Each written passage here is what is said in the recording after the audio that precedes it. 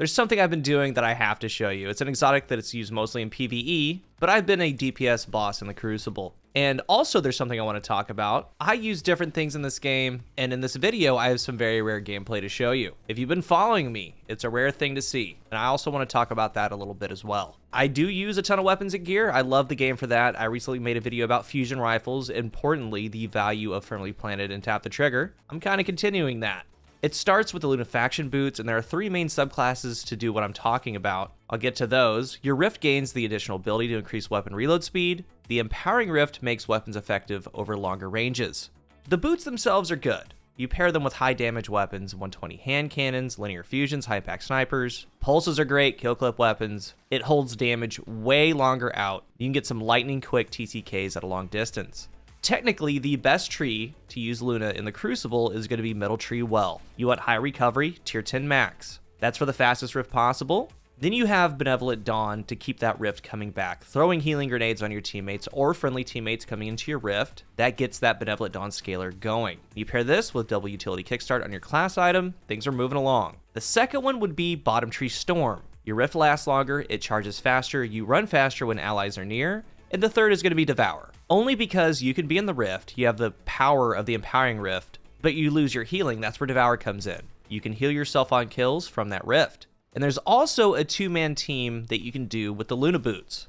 You would run the Luna Boots with one of these trees with an Empowering Rift, preferably Middle Tree Well. You're going to have your friend run the same exact tree, but they're going to have on the Stag with a Healing Rift. It's a tandem, meaning you have range, you have damage reduction, you have healing, and more damage. 2-man team, the Mega Rift.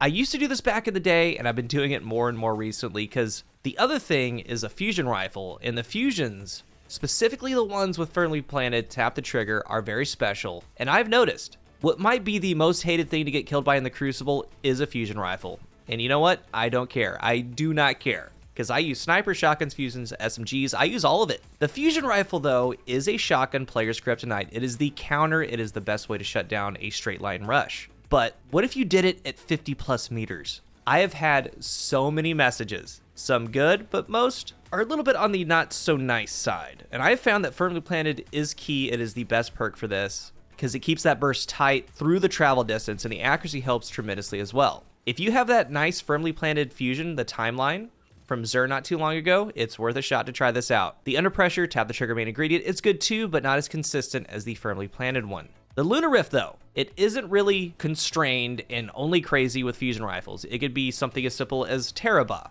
Sturm, Drank, pulse rifles, bows, it doesn't matter, extending that range with more damage. And this setup is strong. It's very feasible.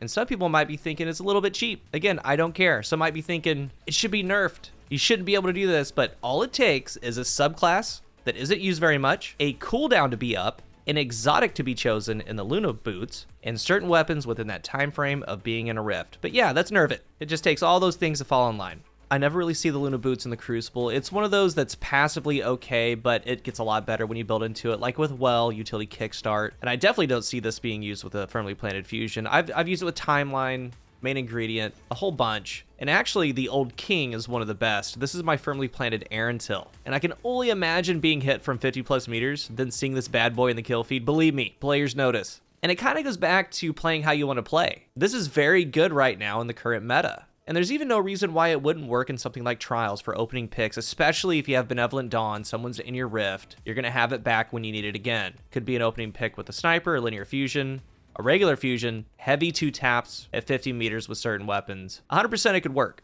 And when people play, these builds and combinations come together with a certain goal. This one has very laughable long-range fusion kills. Could be 2 taps with Ace Mimitamori. You have a constant scalar with your Rift. It can do well. And on the other side, now I do get a lot of messages, especially with something like this, like, oh, no skill, dude in the back with the Rift or whatnot, all the time. I do change things up. I use different things. That's what's fun in this game for me. But the gameplay you're seeing right now is pretty rare. And all those players, I can do it too, man. Honestly, a lot of players can. And I can probably do it better than most if I do apply myself. All of those skill loadouts, they're routinely paired with Meta weapons, like right here is triple 100 stompies, last word a high impact sniper. Then of course there's going to be some chaperone middle tree spectral blades gameplay. This stuff right here is pretty mindless to me. It's a little too effective. You can see why players use it. I'm gonna keep running this gameplay for a second. To those players, look at me, look how good I am. This is what you want, you can get it. And for a lot of players, the meta does define them. That's okay. They just kind of move along with it. Like most of the meta players that were worm husk hunters turned into one-eyed masked titans, then they turned into controversial warlocks. Now they're back to steps, dunes, and stompies. I get it.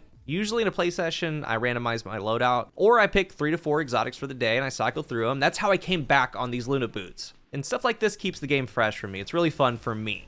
And there's a lot of non-players out there that do just as well, doing what they're doing, using niche things like this. And with this particular setup of Luna faction with a fusion rifle, it's kind of like an unstoppable force hitting a brick wall in a lot of ways. It's effective. So if you're a fusion main, it's worth exploring. If you're a 120 main and ace main, it's also worth exploring.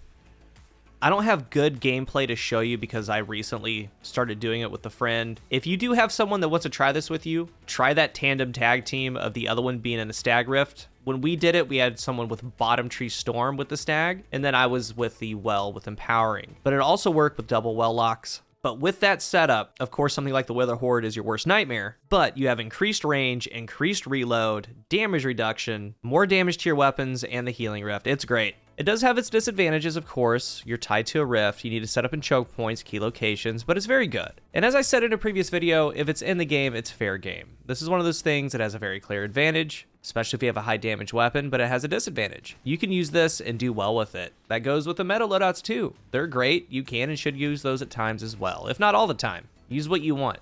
And if you really pay attention, this game has so much to offer. To me, it's one of the funnest games ever made because of all the things that you can do. As I started using this Lunar Rift more, I got into other weapons that are performing just as good. So if you do try this week, definitely give Ariana's Vow a look. If you're feeling particularly good, use Loren's Driver, Arbalist. And again, Bungie, please nerf the PvP linear fusion body damage on these two and any linear fusion that comes out that is not a heavy weapon. I'm still okay with heavy linears doing 199 to the body when you're in an Empowering Rift or you're charged with light. Go have fun with this, hit some linear shots that are 50 plus meters. Now the next video is going to be a full review for Wastelander. I've been grinding and grinding. I've had 20 to 30 that are just horrible rolls, and the one I'm mainly going to be reviewing is like a 4 out of 5, 3 out of 5. It's usable, but it has all the things that I want to talk about. And the Wastelander, to me, is a must-have shotgun. I think it's one of the best lightweights of the game, if not the best lightweight in the game, and I'm going to make the case for that. If you're new here, remember to hit the subscribe button, and if you are subscribed, thank you so much for your support. Let's talk about the Lunar Rift down below and the fusion rifles. And also, I believe that this week is the main ingredient week in dares. So you could just turn in 3 tokens at a time for the Ingram and have a shot at a main ingredient. If you try that, good luck. Thank you for watching, and until the next one, I am CoolGuy.